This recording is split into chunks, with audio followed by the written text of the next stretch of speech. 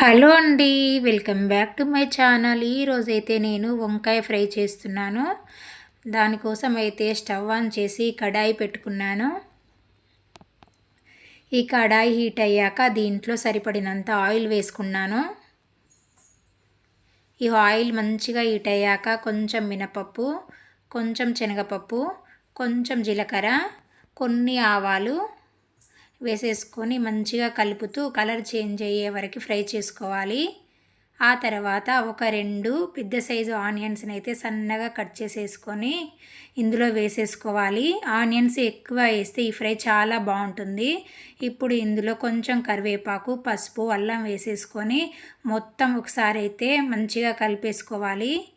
ఇవన్నీ పచ్చివాసన పోయే వరకు మంచిగా ఫ్రై చేసుకోవాలి. ఇవి ఫ్రై చేసేటప్పుడు మంట మాత్రం మీడియంలో ఉంచాలి. ఇవి మంచిగా ఫ్రై అయినాయి కదా, దీంట్లోకి అయితే మనం ముందుగానే కట్ చేసి పెట్టుకున్న వంకాయ ముక్కలన్నింటినీ వేసేసుకోవాలి. ఈ వంకాయ ముక్కలు కట్ చేశాక ఉప్పు, పసుపు వేసిన వాటర్లో అయితే ఉంచాలి. అలా ఉంచినట్లయితే ఇవి కలర్ చేంజ్ అవ్వకుండా, నల్లబడకుండా మంచిగా ఫ్రెష్గా ఉంటాయి.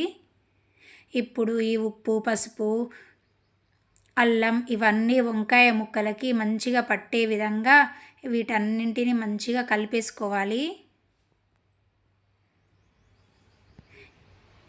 ఇవన్నీ మంచిగా పట్టాక మూత పెట్టేసుకొని అయితే మధ్యలో చెక్ చేస్తూ మూత తీస్తూ కలుపుతూ మనమైతే ఒక 10 మినిట్స్ వరకు మంచిగా ఉడికించుకోవాలి. చూడండి, ఇప్పుడు ఈ వంకాయలోని వాటర్ అంతా బయటికి వచ్చేసి ఆయిల్ అయితే పైకి తేలుతూ మంచిగా ఫ్రై అవుతుంది. కావాలంటే ఈ వంకాయ ముక్కలని మీరు చిన్నగా అయినా కట్ చేసుకోవచ్చు. నేనైతే ఇలా పొడవుగా కట్ చేశాను. వంకాయ మసాలా కర్రీ చేయడానికి చాలా టైం పడుతుంది. టైం లేదన్నప్పుడు మనం ఇలా ఫ్రై చేసి పెట్టామనుకో పిల్లలు, పెద్దలు అందరూ చాలా ఇష్టపడి తింటారండి ఈ కర్రీనైతే. ఈ ఫ్రై చపాతీలోకి, రోటీలోకి, రైస్లోకి కూడా చాలా అంటే చాలా బాగుంటుంది. ఇప్పుడు ఇవి మంచిగా ఫ్రై అయ్యే వరకు దీంట్లో కావాల్సిన పౌడర్ రెడీ చేసుకుందాం. దానికోసం అయితే వేయించిన పల్లీలు, నువ్వులు, 2 ఎండుమిర్చి, ఎండు కొబ్బరి, జీలకర్ర తీసుకున్నాను. 2 ఎల్లిపాయలు కూడా వేసుకొని ఇలా మంచిగా పౌడర్ అయితే చేసుకోవాలి. ఈ పౌడర్ని ఇప్పుడు ఒకసారి మూత తీసి వంకాయలన్నింటినీ మంచిగా కలిపేసుకొని ఆ పౌడర్ అంతా వీటిలో వేసేసుకోవాలి. దీంట్లో ఎండుమిర్చి 2 వేసాం కాబట్టి సరిపడినంత కారం, ఉప్పు కూడా ఇప్పుడే వేసేసుకోవాలి.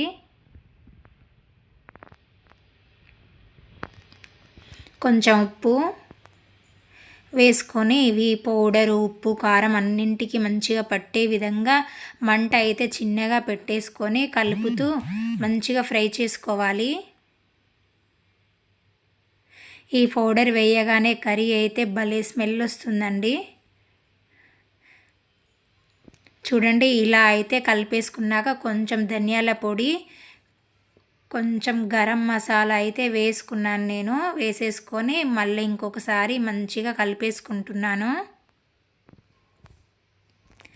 ఈ పౌడర్స్ అన్నీ వేశాక ఈ పౌడర్ అన్నీ ముక్కలకు మంచిగా పట్టడానికి ఒక 2-3 మినిట్స్ అయితే అలా కలుపుతూ మంచిగా చిన్న ఫ్లేమ్లో ఫ్రై చేస్తూ ఉండాలి. ఇప్పుడు మూత పెట్టేసి 1 మినిట్ అలా వదిలేద్దాం.